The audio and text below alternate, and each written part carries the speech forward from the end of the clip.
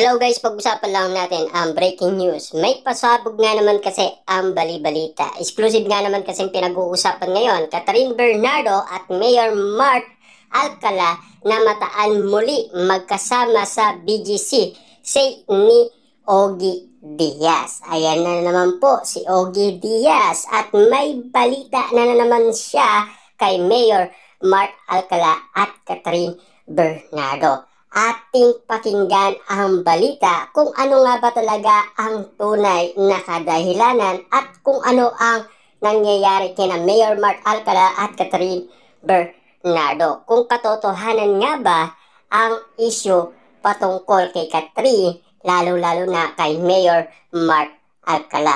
Kung papaano nila nalalaman ang balita na talagang nakikita umano si Mayor Mark Alcala at Catherine Bernardo. Ang pagkakaalam natin kasi nahuli na si Ogie Diaz na siya ay tumitingin lang umano sa Reddit. Doon lang siya kumukuha umano ng detalye at yun ang binabalita niya patungkol kina Catherine Bernardo at Mayor Mark Alcala. Ayon kasi sa bali-balita, muli na naman nakitang magkasama sina Lucena, Mayor Mark Alcala at ang aktres na si Catherine Bernardo sa Bonifacio Global City, BGC. Ang dalawa ay spotted noon June 6 sa ganap na alas 3 ng madaling araw. Ayon sa report ng Showbiz Insider na si Ogie Diaz sa kanyang Showbiz Update vlog kasama sina Mama Lu at Ate Morena. Yan kasi ang update sa atin ng balita. Ibig sabihin, noong June 6 ay nakita sina Catherine Bernardo at Mayor Mark Alcala ng alas 3 ng madaling araw.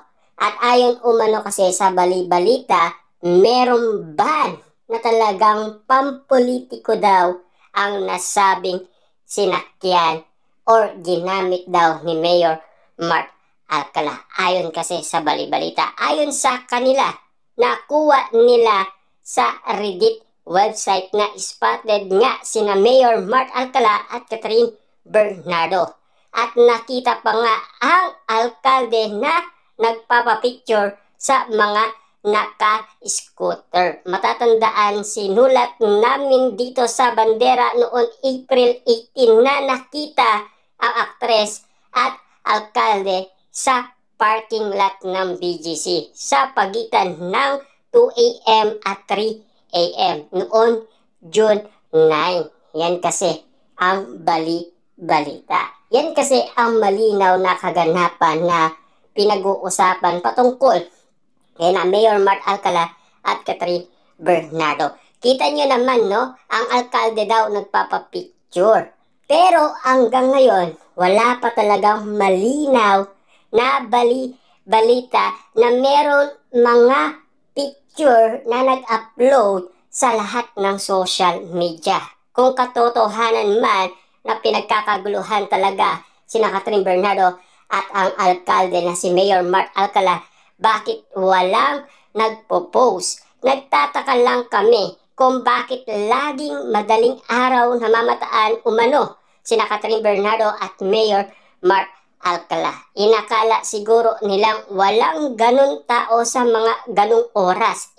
Hindi ba nila naisip na maraming call center sa BGC at maraming umuwi ng ganung oras at higit sa lahat, maraming gumigimik sa nasabing lugar.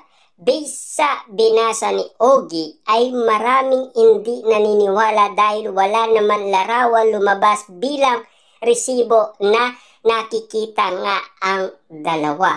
Kahit nga video, wala nga. Kaya nga naman ang inala nila, intriga lang at issue lang or kwento-kwento lang. At ibang balita kasi ang sinasabi nila baka fake news pa rin ang patungkol umano kina Mayor Mark Alcala at Catherine Bernardo. Lalong-lalo na kasi meron din nagsasabi na kasama na daw si Mami Bernardo nina Catherine Bernardo at Mayor Mark Alcala. Labasan kasi ng resibo ang basihan ngayon para maniwala ang lahat ng iyon tipong hindi na maitatanggi pa ng mga taong involved. Sa bagay iyon, nasulat nga namin dito sa bandera na sumakay si Kat sa Toyota na may plakang 8 na maaring pag-aari raw ni Mayor Mark sa BGC parking lot ay hindi rin pinaniniwalaan dahil nga walang resibo. Yun kasing source namin ay nag-aalinlangan magpaparatsi kasi may kasamang bodyguard ang aktres noong pasakay siya sa nasabing luxury minivan or multi-purpose vehicle kasi pang gobyerno nga naman kasi ang nasabing van. Kaya nga naman kasi medyo natatakot daw ang nasabing ang source ng balita. Pero alam naman natin kasi ang lahat ng ito kung merong man talagang makakapagsabi na katotohanan, doon lang tayo maniniwala. Mahirap kasi nga maniwala kung wala tayong basihan. Ika nga kasi ng karamihan, to see, to believe. Ika nga, di ba? Hanggang wala pang lumalabas na resibo at ebidensyang magpapatunay, wala talagang maniniwala. Lalong-lalo na kung hindi pa talaga makatotohanan ang issue kina Mayor Mark Alcala at Catherine Bernardo. Matagal ng issue to, last 2024 pa, nanliligaw na si Mayor Mark Alcala kay Catherine Bernardo. Pero ang pagkakalam ko man, kung talagang lumalabas sila at nagde-date, hindi pa naman sinasagot ni Catherine Bernardo si Mayor Mark Alcala. Kaya sabi namin kung sakaling makita niya ulit si Catherine Bernardo ng ganong oras ay simplihan niyang kunan para may resibo na. Anyway, 2 beses na umanong nakita si Kat na kasama si Mayor Mark Alcala ng madaling araw at sa parehong lugar din. Iisa lang ang ibig sabihin, magkaibigan sila o nanliligaw pa lamang. Bukod dito ay namataan din daw ang dalawa sa AB Clinic North Branch kamakailan lang at hindi raw mapag-iwalay ang dalawa na based rin sa isa pang source ni Ogie, bukas naman ang bandera sa panig ni Catherine at Mayor Mark Alcala, diba?